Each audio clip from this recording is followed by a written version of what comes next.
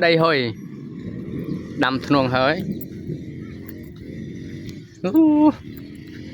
giờ đã thuông chọc trong prách đây thôi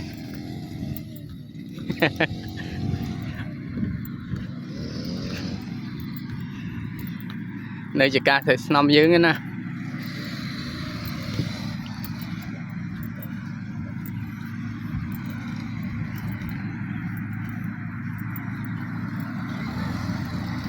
cầm bung tại một miếng nhất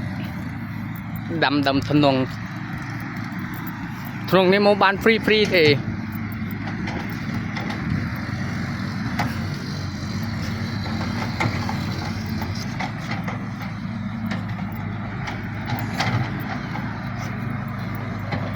to cái cho tiệt này mà chả bỏ dương cho nó